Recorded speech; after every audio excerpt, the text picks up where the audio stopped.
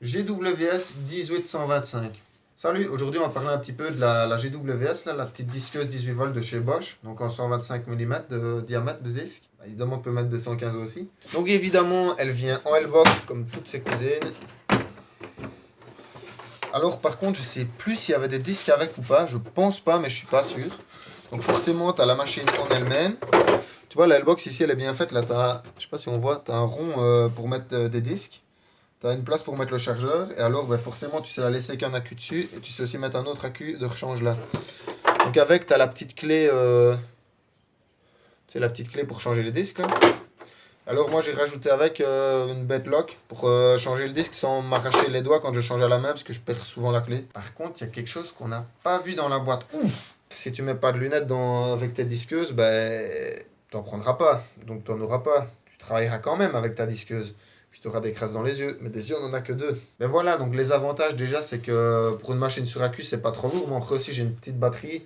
Franchement, il faut vraiment pas mettre en dessous de 4 ampères. Déjà 4 c'est limite, hein. Je te conseille franchement 5, 6 ou si t'as même 8 ampères de mettre des 8 parce que tu dis que ça pompe vite beaucoup de batterie. Vraiment le gros inconvénient, c'est l'autonomie. Franchement, je te le cache pas. Par contre, c'est vraiment maniable, c'est pratique. Quoi. Tu sais, tu as toujours un truc à couper ou quoi, bah, tu mets une batterie dessus. Voilà, quoi, c'est l'avantage de l'accu. Tu dois pas dérouler le fil ni rien, c'est pratique. Donc, contrairement à la petite disqueuse 12 volts, c'est quand même déjà un peu plus gros. Donc, je veux dire, tu dois couper des pavés, des bordures. Enfin, on s'entend, hein, il y a des limites aussi. Tu as 10 pavés à couper, nickel, tu mets un disque diamant, t'es parti. Maintenant, tu dois faire un pavage de 300 mètres carrés. Bah, c'est peut-être un peu léger quand même, hein. Maintenant, voilà, dans à peu près tous les secteurs, pour avoir toujours avec toi, si tu dois couper quelque chose, mais vraiment n'importe quoi, même un morceau de bloc ou quoi, tu peux t'attaquer à du gros.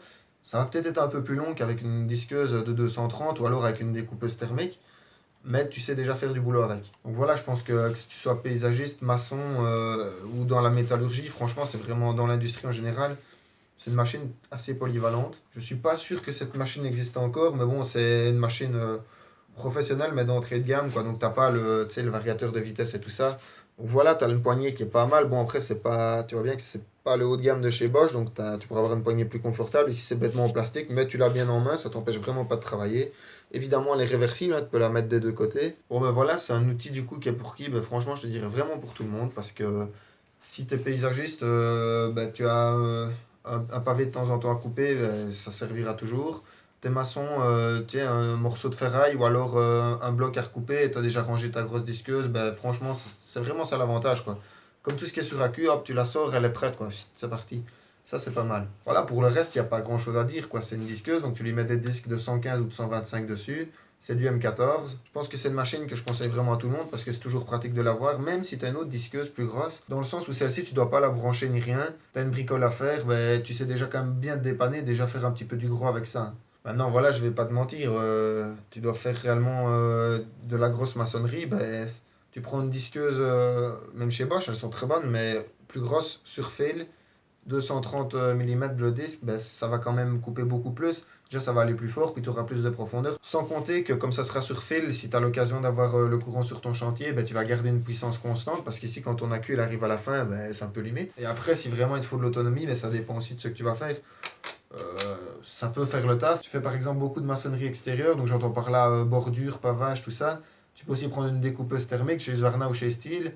C'est plus gros, bon, t'as peut-être pas la même finition vraiment, mais quand c'est du gros œuvre, ben, au moins ça tient plus longtemps et tu remets ton essence, c'est plus vite parti, quoi, parce que là il va falloir un stock d'accu si réellement ton autonomie. Je te mens pas, c'est vraiment le gros souci qu'elle a. Mais d'ailleurs, dans toutes les marques, hein, les disques sur accu, c'est le problème, franchement, c'est l'autonomie. Donc voilà, c'est déjà la fin de cette vidéo. Si elle t'a plu, n'hésite pas à liker, à partager ou encore à t'abonner. Salut!